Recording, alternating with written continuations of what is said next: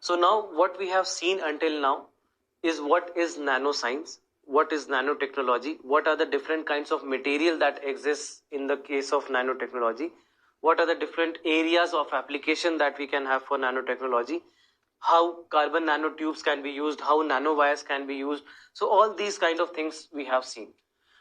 But now what the question arises is, what is India doing? Or what are we doing as a country for the field of nanotechnology? So what we had launched back in 2007 was a mission called as Nano Mission. So under Nano Mission, what exactly it is that it is an umbrella program for capacity building which envisages overall development of this field of research in the country and to tap some of the applied potential for nation's development. So if we have to look at what exactly are the various factors, first one is basic research promotion. So basic research promotion, how can it happen? The first and foremost, you need more funding. And secondly, you need to start providing technological support. So all the individual scientists or the group of scientists who have been working on nanotechnology, provide them the funds, provide them the infrastructure, provide them with more technological support so that they should be able to work on this technology. Now, apart from that, infrastructure development for nanoscience and technology research. So let's say something like a scanning tunneling microscope. Now, if a scientist has to work on nanoparticles, he definitely would need these scanning tunneling microscopes so that he or she can work there properly. So all these kind of infrastructure has to be provided. If the government provides this kind of infrastructure, then only you can think of the scientists who can work on this field. Then again, apart from that, nano applications and technology development programs. So to catalyze applications and technology development program leading to products and devices, the mission proposes to promote application oriented research and development projects. Special efforts will be made to involve the industrial sector into nanotechnology research and development directly or through public private partnership ventures. Then apart from that, the development of human resource. Now, if you need your scientists to work on it, you cannot just all of a sudden have scientists who would work on nanoscience. You need to inculcate this value or inculcate this thinking in the students of universities or even maybe school level or college level. Because what you expect from these students is that they should have some kind of excitement about this field. They should want to work in this field. Only then you can ensure that you are developing a proper human resource. By human resource here, basically we are talking about the scientists who would work in this field. So that's why education, proper education has to be provided to everyone in the science field. Then apart from that, international collaborations. So what the Department of Science and Technology is planning is that apart from exploratory visits of scientists, organization of joint workshops and conferences and joint research projects, it is also planned to facilitate access to sophisticated research facilities abroad, establishing joint centers of application and forge academia industry partnership at the international level wherever required and desirable. So these 5 factors you should remember: the basic research promotion, the infrastructure development program, the nano application and technology development program, human resource development, and international collaborations. These are the 5 fields that the government was started to use as a part of Nano Mission. Now, what happened as a part of Nano Mission due to this is that the amount of papers, the amount of research papers that started to come from India, this started to increase. And consequently, right now the scenario is that we are third nation in the world in terms of the number of unique papers that have been produced by the government. So all this actually has led to a better involvement of all the scientists and all the students and the researchers who were working in the field of nanotechnology. So nano mission is what we have been doing. Under nano mission, we have taken different kinds of projects, different kinds of areas which are being looked after so that more research and development can happen in the field of nanoscience in India. Now, the last one topic that we need to discuss with respect to this topic is that what are the concerns that we have? Because if you talk of any kind of new development that happens, right now what we are thinking of is all positive. We are thinking of all the advantages that we have, all the applications that we can build out of nanoscience and technology. But the problem is that everything has a negative side, everything has a dark side. And when it comes to nanotechnology also, here also we have seen certain problems that can arise. So if you look at the first point, that nano-sized particles can accumulate in various body parts such as nasal cavity, lungs and brain. So when you talk of a nanoparticle is smaller than a red blood cell. So for it to be in the red blood cell and keep traveling from there is very, very easy. So this can happen, that if nanoparticles are getting inside the human system, they can start accumulating inside an organ. It can start accumulating inside something like a lung or a brain also. So research has shown that the carbon nanomaterial known as buckyballs can induce brain damage in fish. There are even warnings that small size of nanoparticles would render them toxic, and thus full hazard assessment are needed before nano manufacturing is licensed. So this is one concern that we have. Apart from that, due to the minute size, nanoparticles are able to accumulate and travel very far in the environment also.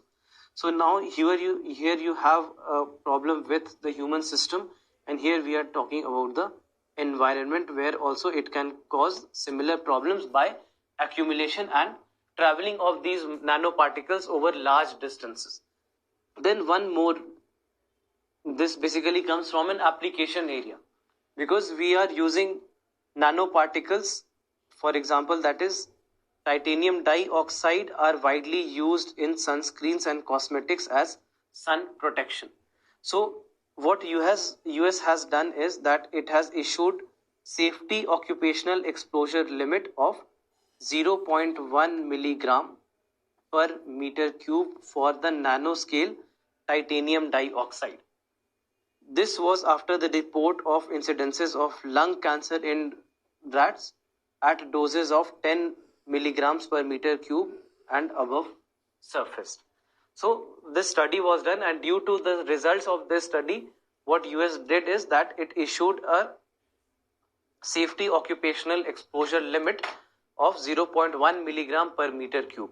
So any company which is devising the sunscreen or these cosmetics cannot have titanium dioxide which is more than 0.1 milligram per meter cube. So what can also happen is that when you talk of titanium dioxide particles, they have very high photo reactivity. So what can happen is they may generate free radicals that can damage the cells inside the skin, or you can say just the next layer of the skin can be damaged. So this again is a possibility. So now when we have discussed that, okay, there are so many bright sides, there are so many application areas for nanotechnology, there are so many ways in which we can change the properties, enhance the properties of a material, but even though we have certain concerns also. And this is where a question arises: what is India doing to regulate nanotechnology? What is India doing to regulate everything in and around nanotechnology? Let's say there is one new substance that is introduced into the Indian market. We just took an example of cosmetics in US. What if the same nanomaterial, the same components are there in the sunscreens which are being used in India? We don't have any regulation that has been given for that. One thing that we need to address is that we need to regulate nanoparticles before it is too late. So right now India ranks third in the number of research publication in nanotechnology. only after China and US. This significant share that we have in global nanotech research is a result of sharp focus by the Department of Science and Technology to research in this field in the country. Now, for the nano mission, there was, you can say, an unprecedented rupees 1,000 crore that were allocated. Because see, back in 1970s, when the electronics were being developed, or you can say microelectronics were being developed, India did not take any steps as such at that point of time. And as a result, if you look what happened, that countries like China or Taiwan or South Korea, they continue to have that advantage or enjoy that advantage until this day. So now, at the same time, the success of nano mission is not limited only to research but also involves training and required human resource for future advancement in the field. There was one research or one study that was published by Asocham.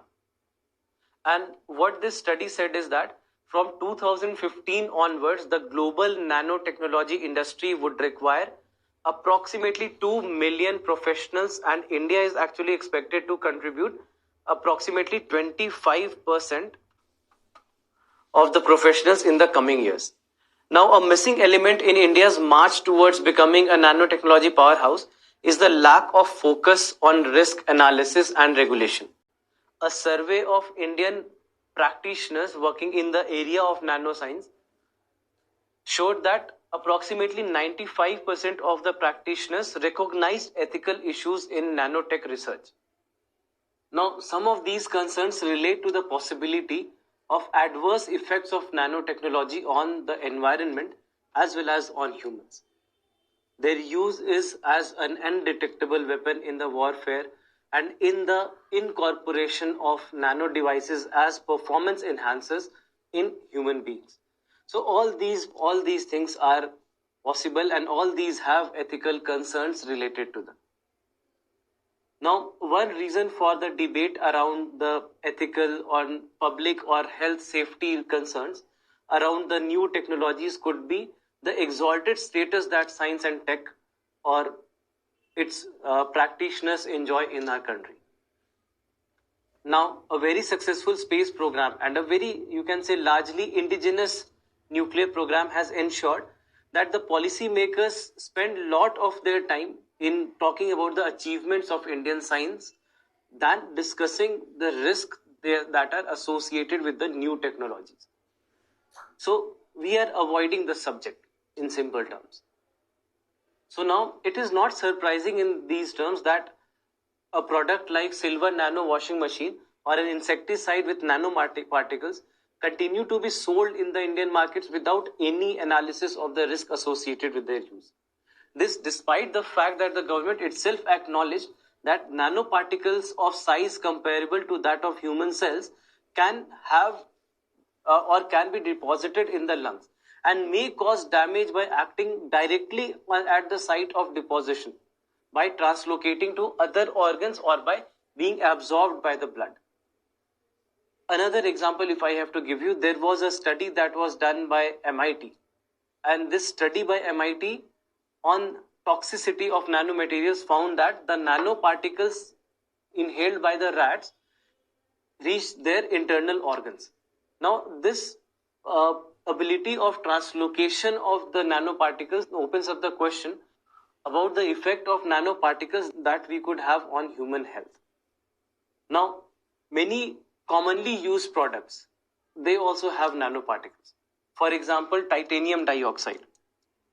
Titanium dioxides are nanoparticles which are very widely used in sunscreens and cosmetics as sun protection.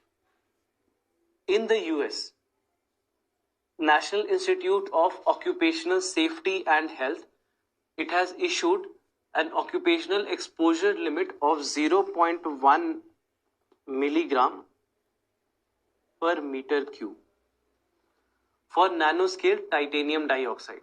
This was after the reports of incidences of lung cancer in rats at doses of 10 milligrams per meter cube or above. So this also has a concern that nanoscale titanium dioxide particles have higher photoreactivity than the coarser particles, something that we have already discussed as when we were discussing the concerns. Now, the challenge that remains in front of our policymakers is that we are trying to regulate a field which is still largely unknown to us.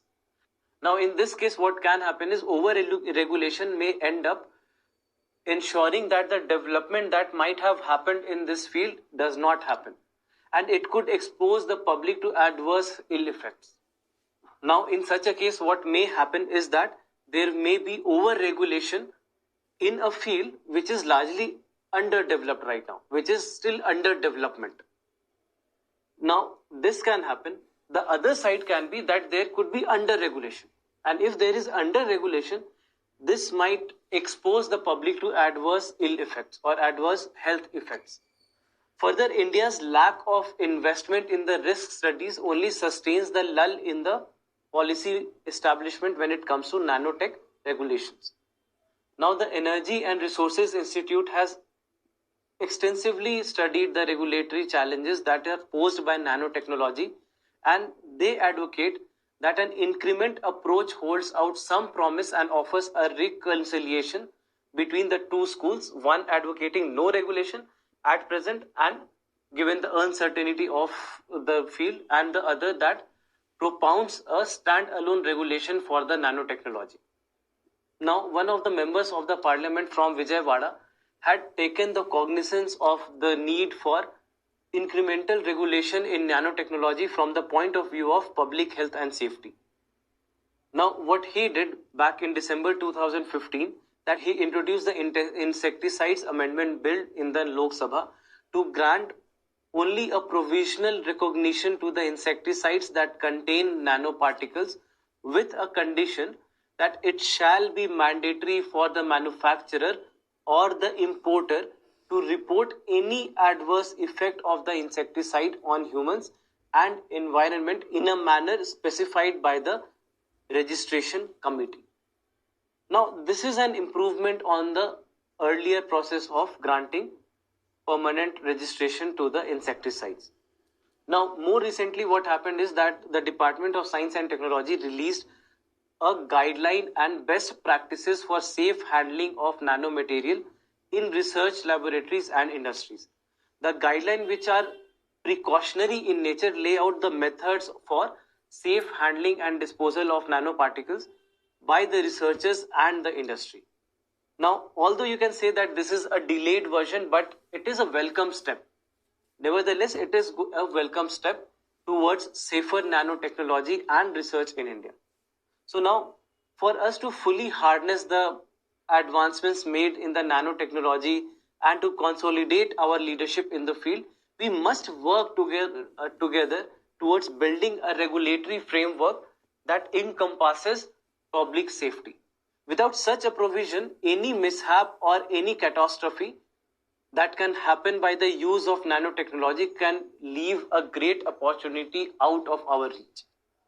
So all these factors are also there. So that's why there is a regulatory framework which is required for India. But we also have to make sure that we do not over-regulate the use of nanotechnology.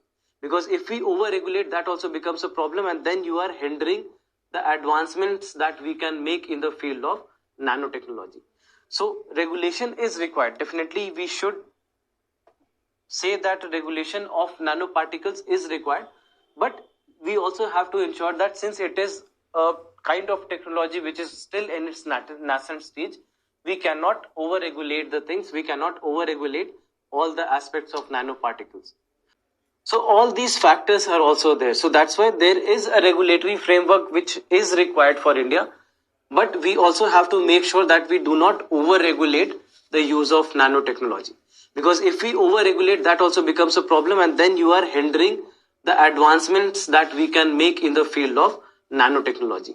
So regulation is required. Definitely we should say that regulation of nanoparticles is required, but we also have to ensure that since it is a kind of technology which is still in its nascent stage, we cannot over-regulate the things, we cannot over-regulate all the aspects of nanoparticles. So all these aspects have to be looked upon, especially from the mains point of view, that what can we do to regulate, or how much of regulation is required in the field of nanoscience. So with this, I will end this part of lecture here. Thank you very much for joining.